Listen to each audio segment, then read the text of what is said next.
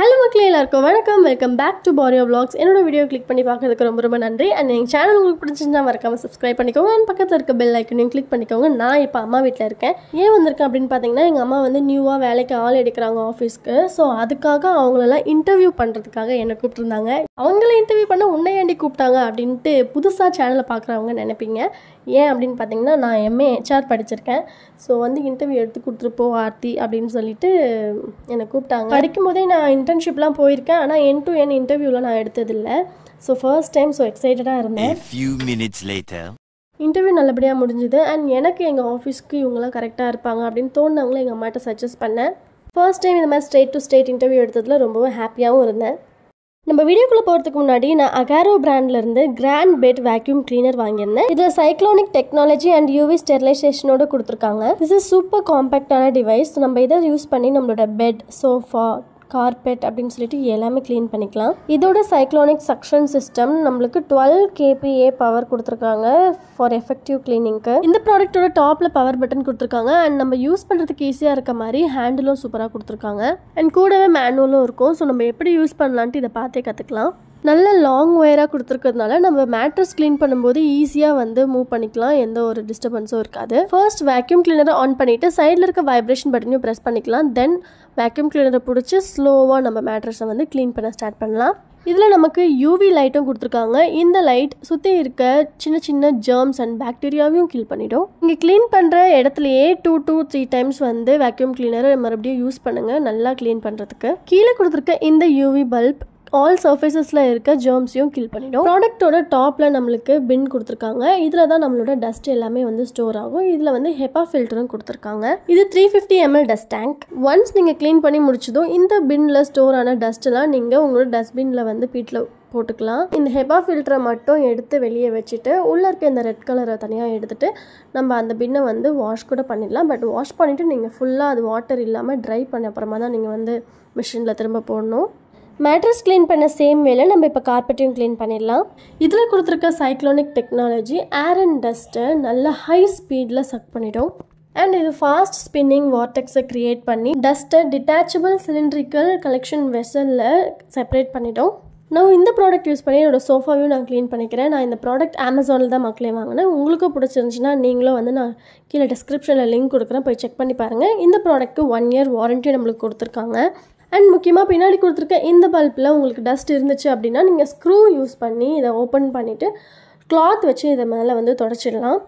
And உங்களுக்கும் இந்த product வாங்கணும்னு தோணுச்சுன்னா மறக்காமல் என்னோடய டெஸ்கிரிப்ஷன் அண்ட் ஃபஸ்ட் கமெண்ட்டை செக் பண்ணுங்கள்.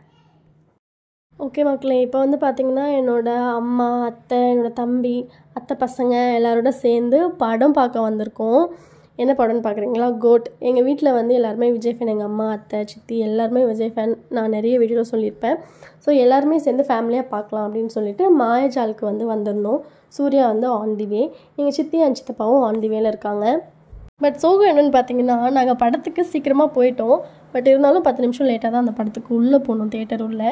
ஏன் அப்படின்னு பார்த்தீங்கன்னா 5:50க்கு வந்து படம் நினச்சிட்டோம். பட் 5:40க்கே படம் ஸ்டார்ட் ஆகிடுச்சு. 5:40 தான் படத்தோட டைமிங்கு. நாங்கள் 5:15 நினச்சி நாங்கள் லேட்டாக போயிட்டோம். வெளியிலே உட்காந்துருந்தோம். படம் எப்படி இருந்துச்சு? படம் சூப்பரா இருந்துச்சு. தளபதி சூப்பரா இருந்துச்சு.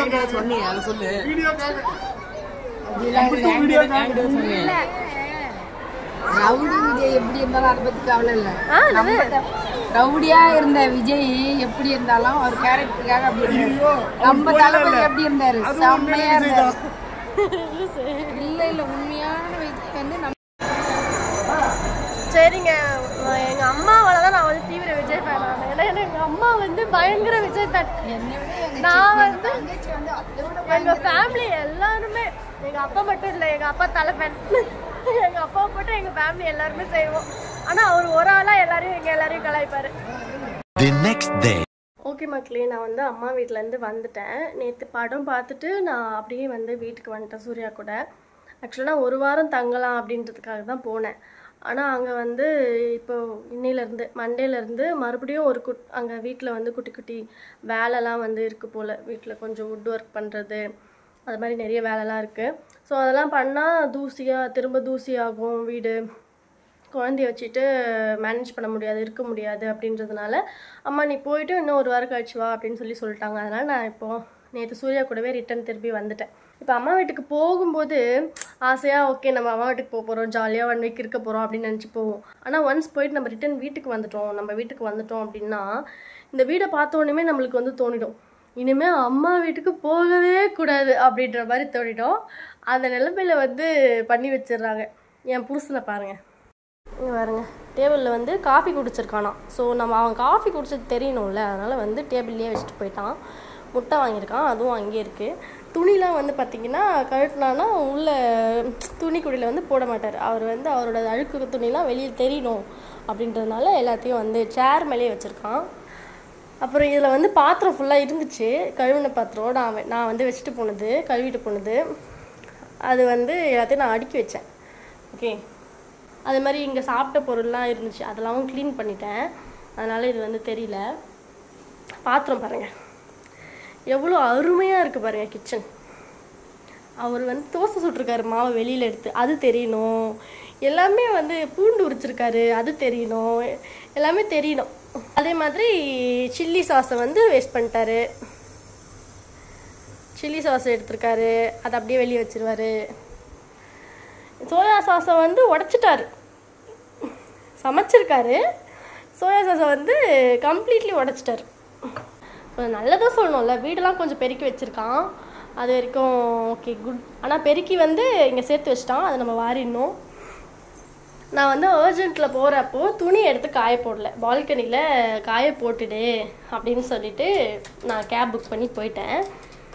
2 நாள் ஆகியுமே அந்த துணி வந்து மெஷின்லேயே தான் இருக்குது, காய போடல. இப்போ நம்ம தான் எடுத்து போடணும். அதே மாதிரி குப்பையை எடுத்துகிட்டு போயிட்டு வெளியில் கொட்டிடலாம் அப்படின்னு சொல்லிட்டு சொன்னேன். அது வந்து 2 நாளாகியும் குப்பை இங்கே தான் இருக்குது. அது இன்றைக்கும் வந்து நான் சொன்னால் தான் அது வந்து போகும். நான் 10 தடவை சொல்லணும், அதுக்கப்புறம் தான் இந்த வீட்டை விட்டு அது போகும். அது வரைக்கும் இங்கே தான் இருக்கும். என் பையன் அதுக்கு மேலே, அவன் என் அப்பா 10 அடி பாய்ஞ்சா புள்ள வந்து 16 அடி பாயும். எல்லா பொம்மையும் எடுத்து வெளியில் தான் போட்டு வைப்பான். இது கொஞ்சம் கம்மி வீடு. செடிக்கெலாம் நான் வந்து தண்ணி ஊற்றிருக்கான். நான் வந்து செடிக்கெலாம் தண்ணி ஊற்றிட்டு போன்னு சொன்னேன், தண்ணி ஊற்றிருக்கான் செடிக்கெலாம். இப்போ வந்து பார்த்திங்கன்னா நான் என்னோடய ஃபஸ்ட்டு டெலிவரி, சேயோனுக்கு டெலிவரி அப்போது எந்த ஹாஸ்பிட்டலில் வந்து நான் செக்கப் அண்ட் டெலிவரி பார்த்துட்டு இருந்தனோ அந்த ஹாஸ்பிட்டலுக்கு தான் நான் வந்திருக்கேன். ஏன்னா மறுபடியும் செகண்ட் பேபின்னு நினச்சிக்காதீங்க. எனக்கு பாடி வந்து ரொம்ப ரொம்ப வீக்காக இருக்குது. அது என்னாலேயே ரொம்ப ஃபீல் பண்ண முடியுது. ரொம்ப டயர்ட் ஆகுறேன். ஒரு கொஞ்ச நேரம் எதனா ஒரு வேலை செஞ்சுட்டா உடனே ரொம்ப பாடி அதுக்கு எஃபெக்ட் காமிச்சிடுது. நீ இந்த வேலை செஞ்சல, உனக்கு வா உன்னை புழிஞ்சு எடுத்துடுறேன் அப்படின்ற மாதிரி உடம்பு வந்து ஆயிடுது. என்னால் ஃபுல்லாக டேக் கேர் பண்ணிக்க முடியல. சேயோனையும் ஒரு மாதிரி தலை வந்து படுக்கிறப்போ இல்லை எழுந்துக்கிறப்போ இல்லை நடக்கிறப்போ அப்படியே சுற்றுது, தலை அப்படி கிருன்னு சுற்றுது. இடுப்பு பயங்கர வலி, இடுப்புலேருந்து கால் ஃபுல்லாக வலி.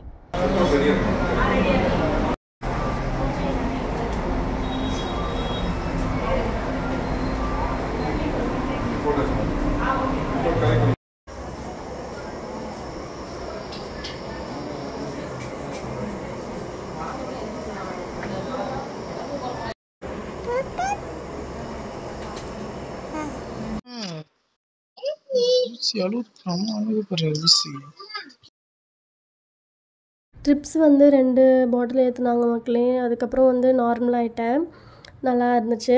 மூஞ்சிலாம் கொஞ்சம் புஃப்னு இருந்தது. அதுக்கப்புறம் நெக்ஸ்ட் டே ஃபுல்லாக வந்து ரெஸ்ட்டு தான். எங்கள் பாட்டி வந்திருந்தாங்க என்னை பார்த்துக்கிறதுக்கு. இப்போ என் கூட பாட்டி தான் இருக்காங்க.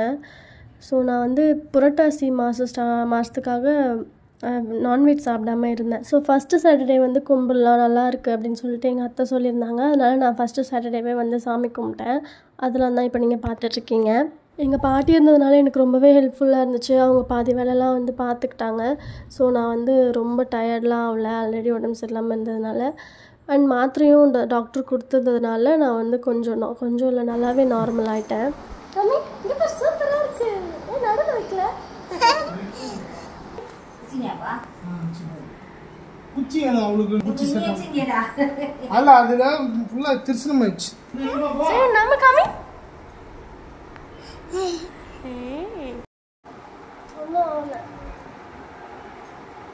மேனேஜரை நான் ஏமாத்தணும்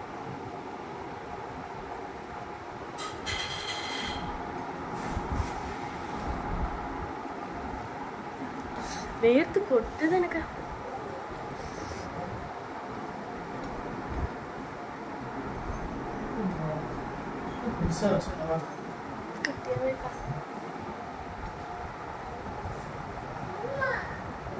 நீ வச்சுக்கல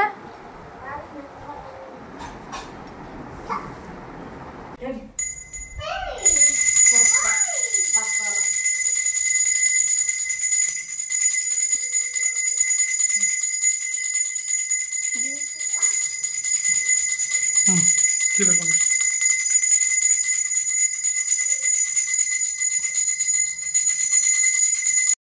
சரி சாமி கும்பிடு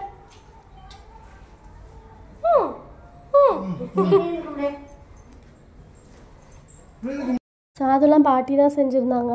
புளி சாதம், தயிர் சாதம் அண்ட் தக்காளி சாதம், பொரியல் செஞ்சுருந்தாங்க. சூர்யாவுக்கும் வந்து அவங்க ஆஃபீஸில் மேனேஜர் வந்திருந்தாங்க பெங்களூர்லேருந்து. அப்படின்றதுனால ரொம்ப ஹரிபரியாக இருந்தாங்க.